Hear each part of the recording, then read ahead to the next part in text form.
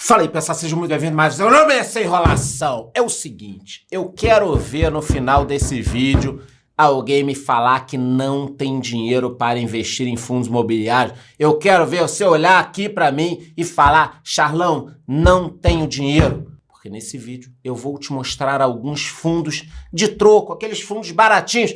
Tem fundos de centavos. Como é que você vai falar que não tem esse dinheiro aí? Dá teus pulos, porra. Dá teus pulos. Vou te mostrar aqui alguns fundos, não é nenhuma recomendação, mas é possível começar a investir em fundos imobiliários hoje e eu vou te provar, esse vídeo está imperdível. Quem não ficar até o final louco, vai durar de 5 a 8 minutinhos, mas antes de eu começar, você já sabe. Se inscreva aqui no YouTube batendo no sininho, virou o ano, muita gente foi desinscrita sem querer do YouTube, então se inscreva batendo no sininho e me diga nos comentários. Você já tem algum fundo de troco? Qual é o seu fundo imobiliário de troco? Me diga aí nos comentários. Lembrando que eu tenho um podcast todos os dias no Spotify, sempre entre os 5 melhores podcasts de negócios do Brasil. Sem enrolação, bora falar sobre fundos imobiliários. Eu sei que vocês querem que eu fale sobre cripto. Cripto tá bombando, tem meu reloginho ali. Então, quem quer mais conteúdo de cripto, entra lá na minha comunidade, o link tá aqui embaixo, preço especial, condição especial, entra lá, realmente o ano tá impressionante, eu acho que ainda vai um pouquinho mais, então, pelo amor de Deus, meu filho, não perca essa oportunidade. É meu 3º ciclo em cripto, eu tô ganhando muito dinheiro, então entra na comunidade para não perder essa oportunidade, até porque essa alta do Bitcoin está criando 1.500 milionários todos os dias. Eu não quero que você fique de fora. Então bora falar aqui sobre os fundos imobiliários baratos, que são esses fundos que custam na faixa dos R$10, tá? Nós temos quase 60 fundos nessa faixa. Então, antigamente tinha 1, 2, 3, a galera foi criando novos fundos ou modificando fundos antigos que eram base 100 e viraram base 10. Então assim, nós temos muitos fundos baratos. O fato do fundo custar R$10, R$8, 15 centavos, significa que ele é bom? Não. O fato dele custar pouco significa que ele é ruim? Não. Isso é apenas o valor que está ali no mercado. Mas, ao mesmo tempo, o fato de nós termos fundos na casa dos R$10 acaba impulsionando o mercado. Porque todo mundo olha e fala, caramba, até eu posso investir, até eu que uso Android posso investir em fundos imobiliários. E aí as pessoas começam a investir mesmo com pouco dinheiro. A lista dessa matéria é muito grande. Nós temos desde fundos custando aí 11,66, que foi o mais caro dessa lista, até fundos na faixa dos centavos. Olha esse aqui, ó, 24 centavos, tem outro 41 centavos, outro R$1. Tem fundo de 2, tem fundo de R$3,90. Então, nós temos vários fundos. O que eu fiz? Peguei a lista, olhei os maiores, os mais líquidos, os que eu conheço, e separei 5 de nichos diferentes. Não é uma recomendação. Eu vou deixar a matéria aqui com a lista completa, você pode selecionar os fundos que você quiser. Mas eu peguei 5 para falar um pouquinho de cada um, tá? Com esse cuidado, segmentos diferentes, alguns estão na minha carteira, outros já tiveram e saíram, podem voltar. Então, bora falar sobre esses 5. Quanto custaria montar uma carteirinha com eles? Algumas observações. Tá muito bacana o vídeo. Então, vamos começar pelo BCFF11, que é o BTG Pactual Fundo de Fundos. O ticker é o BCFF11. Muito conhecido, e ele é um fundo de fundos. Ele está na carteira do canal desde o início. São mais de 300 mil investidores e quase 2 bi de reais de valor de mercado. Ele é um fundo de fundos, então ele possui fundos imobiliários dentro. São 64 fundos e também tem alguns CRIs. Se você baixar o relatório, você pode ver quais são os fundos. Então, o que eu acho legal nesse fundo é que o maior fundo dentro dele tem 9,8%, quer dizer, se der um problema nesse fundo, o fundo imobiliário como um todo não vai despencar, mas ele é um fundo de fundo. O que é um fundo de fundo? Se você é um novato, é um fundo imobiliário que investe em vários fundos imobiliários. Então, se eu fosse escolher um, eu escolheria um fundo de fundo, porque você está comprando um que investe em 64 fundos, tá? Você pode também, no relatório dele, olhar a composição, quais são os nichos, logística, comercial, shoppings, os indicadores. Então, 78% dos FIIs que estão aqui dentro são atrelados ao IPCA. Também tem um pouquinho de CDI e IGPM. Recentemente saiu uma notícia falando sobre os dividendos do BCFF11, uma alta, mas você não pode se guiar só pelos dividendos. Falando aqui sobre a variação do fundo, nos últimos 12 meses ele subiu 16,7%, muita coisa. Tá pagando 0,80 ao mês de yield e pagou 9,32 nos últimos 12 meses. Então ele subiu 16% e pagou 9, cara. É uma brutalidade. Tem gente que fala que não vale a pena investir em FII. Não vale porque você não sabe investir. Na minha comunidade eu também tenho um curso de FII. FIIs e ações, como investir. Cara, um fundo de fundo subiu 16, tá pagando 0,8 e a Selic tá caindo. A Selic tá caindo. Então eu gosto muito desse fundo, tem há muitos anos, não é uma recomendação. Próximo fundo de troco, GGRC11, não era de troco, ele mudou depois. É um fundo de logística, tá na carteira do canal, mais de 100 mil cotistas, tá no seu preço justo atualmente, no final mostra o preço de todos. Tem um patrimônio de mais de 1 bi, é um fundo que eu conheço porque tenho algum tempo também. O interessante é que ele não é só logístico, tá? Os galpões têm inquilinos logísticos e industriais. Então vocês estão vendo aqui, ó, 54,10% logístico, industrial e híbrido. Você também pode ver os ramos de atividade dos inquilinos. É importante isso, porque, por exemplo, ele tem aqui comércio varejista, 27%. É um número legal. Vamos imaginar que o fundo fosse 100% varejista. Dá um problema no varejo, vai dar uma merda no fundo. Também tem uma situação distribuída, Nordeste, Centro-Oeste, Sudeste, Sul. E o cronograma de reajuste é bacana. Então, praticamente em todos os meses, vocês vão ver reajuste nos aluguéis dos inquilinos. Não todos os meses do mesmo inquilino, mas você vai variando de acordo com os contratos. Os vencimentos são bem para frente. Nós temos 33% ano que vem e o resto só para frente. 93% IPCA. E para quem não conhece, eu já mostrei várias vezes, são esses galpões aqui, ó. Tem galpão da Ambev, tem galpão da Santa Cruz, tem até da Americanas, inclusive, ó, mostrando os imóveis. Vocês podem ver quem são os inquilinos: Ambev, Hering, Suzano, Santa Cruz, Camargo, Copobras. E eu botei a setinha nas Americanas porque ano passado, quando as Americanas pediram recuperação judicial, foi uma loucura. Todo mundo ficou com medo, o fundo despencou porque tinha Americanas no portfólio. O que eu fiz? Fui lá e comprei, logo depois ele subiu. O pessoal se desesperou à toa. Pode ter um problema? Pode ter um problema. Mas muitas vezes os fundos imobiliários dão essa oportunidadezinha. Seguindo o meu canal aqui, quando eu pinto uma oportunidade boa, eu mostro o que eu estou fazendo. Não é nenhuma recomendação. Eles também estão assinando uma proposta de compra. Depois no vídeo da carteira eu posso falar mais sobre isso. Nos últimos 12 meses subiu 13%, tá pagando quase 0,80, mas a gente repara que o gráfico aqui tá meio cagado, vocês estão vendo? O gráfico não tá legal. Por que não tá legal? Porque ele mudou de base 100 para base 10. Aí eu fui lá no TradingView, que você consegue ter mais ferramentas, e peguei o gráfico legal para vocês. 2 pontos de compra que esse fundo teve nos últimos anos. Eu acompanho ele há muito tempo. Ele teve o Covid, vocês estão vendo essa queda aqui bizarra, em 2020, e teve o momento das Americanas. Nesses 2 pontos, eu comprei bastante do fundo, mas nos últimos anos ele deu muita oportunidade boa de entrada. Próximo fundo, MXRF11, é o fundo de troco da carteira do meu canal. Ele é um fundo de recebíveis, então já mostrei um FOF, já mostrei um de logística, agora é um fundo de recebíveis, de papel. É o FII com a maior quantidade de cotistas no Brasil. 65% do fundo está em CRI, 12% em FIIs, aí o resto distribuído, e também são vários ativos, tá? Um ponto importante é que dentro dos FIIs que ele tem na carteira, nós temos uma diversificação também. Então, se der uma merda, não vai acontecer do fundo cair tanto assim. Ele voltou a liderar recentemente o volume e ele sempre foi muito negociado por ser base 10. Então, me lembro lá atrás, 2018, 2019, era o fundo que eu mais falava no canal, porque nós não tínhamos tantos fundos base 10. O GGRC era base 100, o SNAG 11 não existia. Então, os outros fundos base 10 eram pequenos ou nem existiam. Eu falava muito do MXRF11. Então agora nós temos mais opções base 10, tá? Falando aqui sobre gráfico e preço dele, ele subiu 0,39 nos últimos 12 meses, então subiu pouco, mas olhando o gráfico a gente vê que o preço subiu e caiu e paga normalmente uma média aí de 1% ao mês, sendo 13% nos últimos 12 meses, uma brutalidade. Mas é um fundo que já deu problema. Agora eu não lembro se foi 2020 ou 2021, deu um probleminha, foi questionado, porque ele pagava pelo regime caixa ou contábil, aí teve uma modificação, um rolo do caralho, voltou a pagar, tá tudo bem.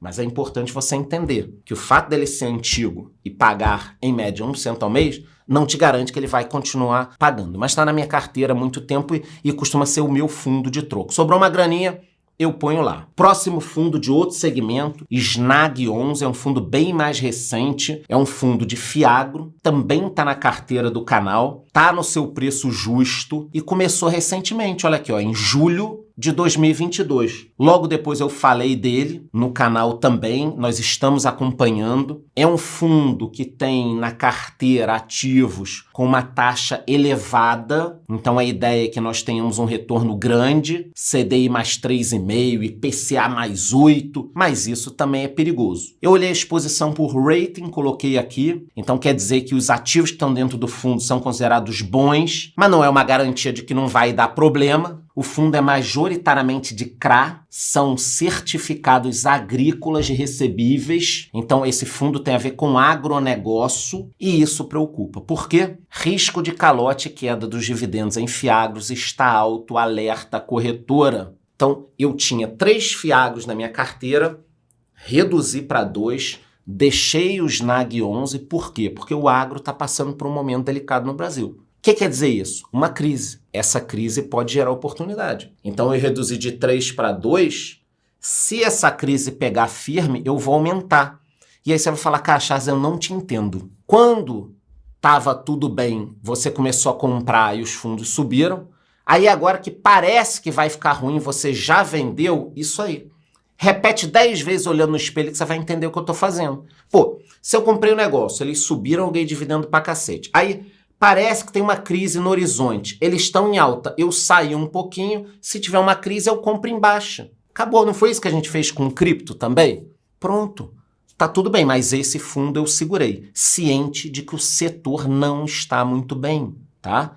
A gente tem que estar ciente disso. Por exemplo, eu não teria hoje uma carteira com 15 Fiagros. E não ter tijolo, não ter nada disso. Eu não teria. Acho que Fiagro tem que estar no meio, no bulo ali do que você tem. Mas eu baixei o relatório, eu li, eles mostram bastante coisa, análise de risco, probabilidade de inadimplência. Então, eu estou relativamente confortável com esse FI, tá? Não é nenhuma garantia. Lembrando que ele tem bastante coisa da Boa Safra, que também é uma empresa listada. Crédito é crédito, galera. Você olha, tá tudo bem, no dia seguinte tá tudo ruim. Todo cara que ficou inadimplente, no dia anterior a ficar inadimplente, estava pagando. Vocês estão entendendo o que eu tô falando? Ah, não, mas eu conheço um cara que já estava inadimplente antes de não pagar. Aí ele já estava inadimplente. Mas o que eu tô dizendo é o seguinte, eu não me emociono. Não existe crédito muito bom para mim. Não existe crédito muito bom. Para mim é tudo a merda. Eu só quero receber. Entendeu? Por isso que eu sempre tenho mais tijolo do que papel. Combinado? Pô, Charlão, tá chato no vídeo. Não tô, não. Tô, não. Papel é papel. Vocês já viram vários FIIs aí dando problema. Já viram vários FIIs dando problema. Em relação ao preço e ao pagamento de dividendos, não subiu nada nos últimos 12 meses. Na realidade, quando a gente olha o gráfico, ele subiu, depois caiu e pagou 1,04 no último mês, que eu considero um absurdo de bom, sendo 14,38 nos últimos 12 meses. Então, o fundo não subiu nada no último ano. Cara, mas me pagou 14% livre de impostos, cara. Nem a agiotagem tá dando isso. 14% livre de impostos. E, como eu tô reinvestindo, você consegue entender que dá mais, né? Eu recebi, aí reinvesti, aí recebi, reinvesti. Em 2, 3 anos, quanto vai dar isso? Se o fundo não quebrar?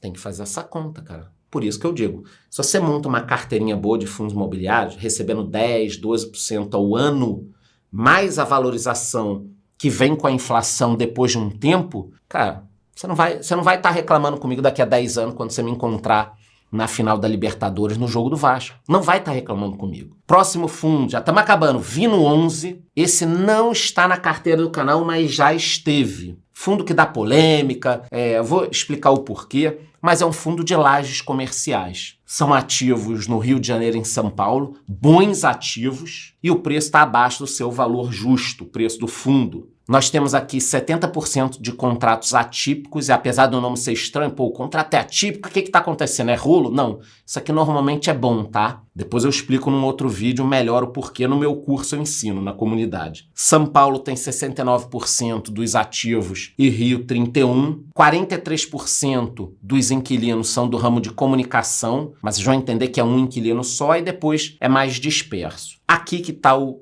problema do fundo, para muita gente, inclusive para mim. 38% depende da Globo. A Globo vendeu o imóvel para o fundo e alugou, locou ele. Então, se a Globo não pagar, 40% vai ficar inadimplente. Nós temos 40% de inadimplência. Então, o problema principal do fundo, para muita gente, para mim tem um outro problema que eu já vou mostrar. É isso. Ah, Charlão, você acha que a Globo não vai pagar? Cara, eu acho que vai pagar, porque ela depende de estar nesse imóvel, é muito importante. O imóvel é bom. Se a Globo não pagar, eles vão fazer alguma coisa com esse imóvel. Pode demorar, mas vão fazer alguma coisa. Só que, cara, se nós temos outros fundos sem esse problema, por que você vai investir no fundo com esse problema? Você entendeu? Essa é a grande questão. Como é que o fundo pode resolver isso? Te digo, ele pode fazer novas emissões e comprar outros imóveis diluindo esse imóvel. Ah, olha aí, pronto. Faz isso, porra. Dobra de tamanho. Esse imóvel vai ficar quase irrelevante ou ter um impacto muito menor. Irrelevante nunca vai ficar. O fundo teria que crescer muito, triplicar, quadruplicar. Mas se dobrar de tamanho, já vai melhorar muito a situação. E um outro problema que o fundo tem, aliás, os imóveis são muito bons, tá? Não posso esquecer de falar isso. Os ativos são muito bons, são prédios diferenciados e tal. Mas um outro problema que o fundo tem é que ele tem uma certa alavancagem. E isso incomoda muita gente com razão. O fundo precisa aí pagar alguns compromissos nos próximos anos. Também precisa fazer uma emissão ou vender algum ativo para reduzir essa dívida que tem um custo muito alto. Em relação a preço, valor de dividendo, tudo, ele caiu 10% nos últimos 12 meses, justamente por causa de todas as questões da Globo, alavancagem e tal, e está pagando 0,73, que eu considero um bom valor. Agora eu considero um bom valor, sendo 9,56 nos últimos 12 meses. Então falei aqui, em 6 minutos, sobre 5 fundos imobiliários de segmentos diferentes. Vamos ver quanto custaria para montar essa carteirinha? Bom, montando essa carteirinha, você teria que escolher aqui qual fundo vale mais a pena para você. Então, montei essa tabela no Clube FI. Você pode dar um print. Aqui tem a quantidade de cotistas, quanto está pagando de yield por mês, preço ou valor patrimonial. Você pode olhar aí o que está bacana para você, o que vale a pena. No último ano, nós vemos desde o BCFF11 subindo bastante até o Vino que caiu, que eu mostrei para vocês. Mas se você tivesse montado a carteirinha média com esses 5 fundos, teria sido um puta ano. Lembrando da diversificação, então BCFF11 é um fundo de fundos, GGRC Logística, MXF11 Recebíveis, SNAG11 Fiagro e Vino11 Comercial. Olha quanto custaria para montar essa carteira. Menos de R$50. Com R$48, eu vou repetir, com R$48, cara, você vira investidor imobiliário. Você pode sair na balada. Quando te perguntarem o que você faz, eu tenho uns imóveis aí. Que imóveis? Ah, vocês sabem, né? Shopping, galpão logístico e tal. Até a Globo, fala baixo aqui, até o imóvel lá da Globo, eles pagam aluguel pra mim. Você não vai estar mentindo. Com R$50. Qual a tua desculpa, porra? Pra você não investir, cara? Acabou de me custar uma grana esse vídeo aqui. Toda hora eu bato no meu iPhone. Porra! Qual a desculpa que você tem pra não investir? Não tem R$50? Dá teu pulo aí. Dá teus pulos, pô. Vende alguma coisa que tá na gaveta, para de dar celular usado pra sogra, acaba o namoro, aí você lembra, pô, aquele meu celular usado pra agradar, ó, se fudeu, cara. Para com isso, vai vender as coisas no Mercado Livre. Agora, esses 5 fundos você pode ter. Com detalhe, todos, não é uma recomendação, todos estão pagando dividendo. Então, se você investir agora, mês que vem você já começa a receber esses dividendos aqui, não tem desculpa. Então, antes de ir embora, já sabe. Entra na minha comunidade, 1.500 milionários por dia em cripto. Entra lá na minha comunidade para que você, de repente, seja um desses milionários aí que estão aprendendo a investir. Se inscreva no YouTube batendo no sininho e me diga nos comentários. Você já tem aí algum feed troco? Gostou de algum deles? Me diga aí nos comentários aí se gostou. Curte o vídeo, curte o canal, bate no sininho. Até a próxima.